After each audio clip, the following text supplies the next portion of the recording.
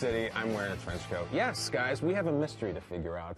Remember this old show with Robert Stack? Remember Unsolved Mysteries? Manny the camera. Oh, yes, Manny probably shot it. You walk out, there's a lot of fog on the set. It's very blurry. You need to have the trench coat and the fedora. Monday nights. Scary show, man. Very scary. Nate, that's what we got going on now. Did you take the propeller off that beanie? Sherlock Holmes. We're here to solve a mystery. We are. We're here to solve a mystery, and that mystery is the Brady jersey. It got taken somehow in the final moments, the celebration of the Super Bowl. There is Brady as down on the knees having his moment, and at some point between that being on his back and then Brady being at the presser, somebody took it and we haven't found it yet. In the age where we can find anything on Twitter, we haven't found it. So the four of us went private eye, went sleuth, and we've come up with a few different theories about who took it, who the culprit is, and maybe what they did with it. You guys want to solve this mystery with me, this unsolved mystery with Robert Stack? I'll have the first possible suspect here. And look, I like to look at motive. Who has the motive? Tom Brady, this amazing life, this amazing career, who would want to do him harm or profit off him? How about 6 people all at once? We go way back to the draft, the people for years now who've been the butt of Tom Brady jokes, who always are part of every conversation, every Jeopardy clue. Talking about the Brady 6. I've got some questions for the Brady 6. The Brady 6, if you don't know, are the 6 quarterbacks drafted before Tom Brady. And I think this is such an amazingly dastardly caper in the eyes of the Super Bowl, biggest media event in the world. It's going to take a team. All right, it can't just be one rogue criminal, Peter. Ocean's 11. Exactly right. Exactly right. So I'm thinking Spurgeon Wynn. We have spooky music. Spurgeon Wynn. There he is. He was the host, okay? He has a house call he calls the Wynn Hotel, and everyone met there to mastermind this thing. Okay. Spurgeon Wynn hosted. Mark Bulger. Now, he's the most famous. He got access because Bulger had a good career. He got the credential down on the field. He can get in the locker room. I'm Mark Bulger. I took Kurt Warner's job. You ever heard of me? He can get in.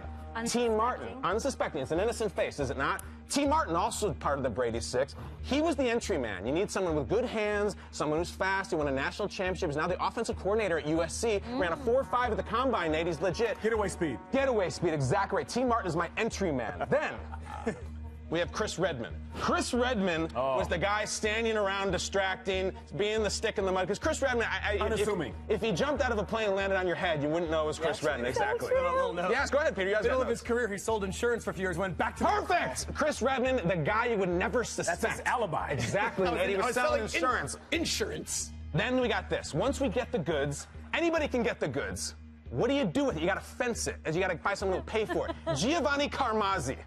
I'm putting myself on a limb here. I think he might have connections in Italy. I don't know. He might have some friends of ours who might be able to take that jersey and get him cash money for it. The jersey fell off the back of the truck, you know what I'm saying? Little black market, if you will. Yeah, you pick up what I'm putting down, Peter, yes or no? You're a Jersey guy. Went to Hofstra. You went to Hofstra, right. He's from California. It makes no sense. Gio Carmazzi. And then lastly, we need the guy who bankrolls this operation, the Elliott Gould, and that would be Chad Pennington. Chad Pennington made himself some money in the league. He looks so Look at that dastardly. face. He does. Obviously, he's guilty. That might as well be a mugshot. He's the most famous, so he can't be on scene. But hey, that's Chad Pennington. He's the behind the scenes, the bankroller. The Brady 6 was the Ocean's 11, and the real mystery is, what am I wearing underneath this trench coat, guys? Guess what? It's nothing. I'll show it later after the show. But that's the Brady 6. That's my suspect. Nothing as in. Yes, you wear a trench coat, you're gonna flash somebody, like McGruff, take a bite out of crime. It's always weird that he was naked under that trench coat. He should be arrested. Never mind crime. Anyway, I think we have some. Most men would think April from Ninja Turtles, and he thinks McGruff. I love April O'Neil. Nice Irish woman living in the city, hanging out with turtles. Guys, who's got the next suspect? The Foot Clan was always out for April O'Neil. She was a wonderful newswoman. Yeah, you know who's a big fan of the Foot Clan? Rex Ryan. Get it? Oh, yeah. Hey-oh! Yeah, baby. Channel 1 News. All right, here we go. The Brady 6. The Brady 6. Who you got, Shregs? Taking shots at Rex. He's the leader of the Foot Clan. I got it. You get the joke, though? I get the joke. He had a thing once. I know. Okay. Look what you did to Nate. Well, Nate, so Can we move on, please? they think Shredder's the leader. It's Rex. Right. He's a big fan of the clan, the Foot Clan. What was his name? Krang? Krang! Yes, Rex has Krang inside his stomach. All right, Charlie Catchley's watching and tuning out. All right, go. The next suspect in my line is a guy with Michigan ties. Okay. Oh. And he oddly Instagrams all day and night about number 12. Okay. And he's been kind of off the beaten path since a certain loss to Ohio State. Ooh, okay. All right, I think I know where you're He's going. a man of weird words. He likes Judge Judy, so we know he's into some sort of investigative Monty stuff. Toomer? It's not a Monty Toomer. The man that we are talking about is Jim Harbaugh. Oh, Jim Harbaugh would do ill will to Tom Brady? this is one of those things where he sees a kindred spirit in Brady, a quarterback out of Michigan, someone with great success, someone who has this. But he's wearing these khakis for all these years, and he hasn't had the right top. So when he sees the jersey, He hasn't had the right so he sees the jersey, and in a moment of just disillusionment, Jim Harbaugh, now on Instagram, now on Twitter, now Mr. Everybody's friend at the Players Tribune. Yes. He says, I need that jersey. And it's Jim Harbaugh who takes the jersey and brings it back to the big house.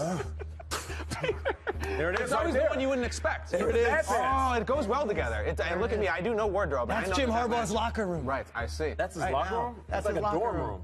That's it. It's always the guy you wouldn't expect. You think he'd be an ally of Tom Brady. He stabs him right in the back. I get it. Peter, you might be on like this The Departed. Is it my turn? Oh. It's your turn? I'll go. one. The Departed. I've All right, got Kay, one. who you got? Those are great. April by the O'Neil? way. Listen, the intricacies of a man crush, they appear very harmless. I mean, who doesn't want to go crush a couple cold ones at a hockey game with Ryan Gosling? I know do. you Sign me do. up. Who doesn't want to have a secret handshake with Mark Reynolds or bond with Will Smith over a bucket of balls at the driving range, play paintball for hours against Denzel? You know, romances can be a beautiful thing. They are a bond like nothing else. Unless, of course, it goes a little bit too far. Gentlemen, there is no doubt in my mind this was an inside job.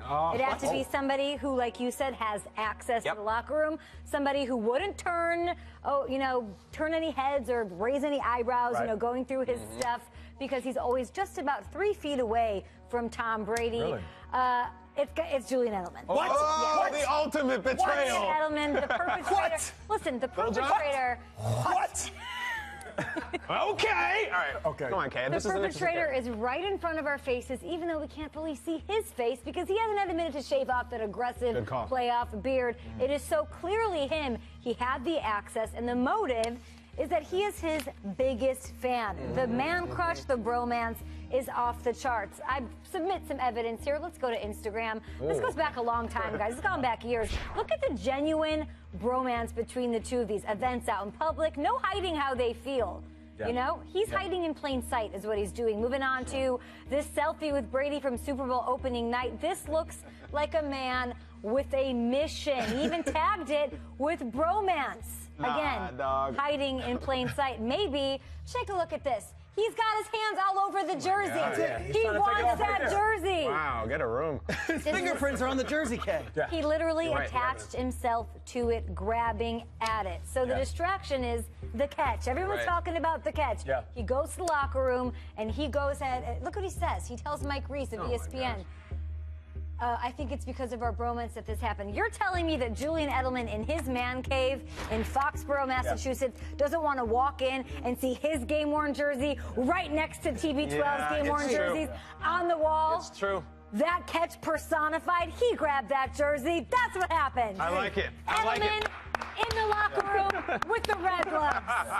Little known fact, he's known as Julian the Jewel Thief. Oh. Yeah, so that's. I think he fact. wants to sleep with that jersey. You know, Yeah. like. Under the pillow. Like, I mean, in the biblical sense, but like Yeah, Brady like never refers to pajamas. the romance itself. You know, to the bromance. It always seems to be coming from Edelman, which makes me suspicious of him. all right, guys. He has that jersey. Those are all great guesses. But the only one who committed this heist, this crime, if you will, is Kyle Shanahan. What? Yeah. Now let me walk you into my detective agency. They call me Nate the Great. It's a children's book about a detective. They also call me Slick Tracy and Sherlock Bromes. Oh. So this is what happened. You look at Kyle Shanahan. You look at those beady eyes. He's looking for a Yes. chance to grab that jersey. You're saying, Nate, well, where does this come from? You remember Super Bowl opening night? There was a backpack they met with. Weird story. Like everybody saying, oh, the playbook's in. No, the playbook wasn't in there. That was the getaway car. That was what he was going to put the jersey in. He couldn't lose that. Do you really think he had his playbook with him? that. That's the sneaky little duffel bag / backpack that I'm referring to. Not to be confused with After right. the game, he went, he sent somebody to snatch up the jersey. You're saying, Nate, well, what would he want the jersey for? It's Kyle Shanahan. He's on the losing team. No, listen. He's going to the 49ers. So he's taking that jersey. He's going to open that bag. It's going to light up like, oh. And he's going to tell Like us the Ark of the quarterback, Covenant. He's going to say, stick your hands in the bag, just like the Monstars in Space Jam, and get the superpowers of Tom Brady. I like that. So the 49ers can have a Super Bowl quarterback. So that is the reason why Kyle Shanahan took that jersey, so he can share Brady's superpowers with his new QBs in San Was Francisco. the bag from Monday night missing all part of this caper? It was all part of the Something stunk about that story, right? So you're saying like Blaine Gabbert is going to touch the Brady jersey and get the power? And he's going to be the best quarterback in the NFL. Incredible.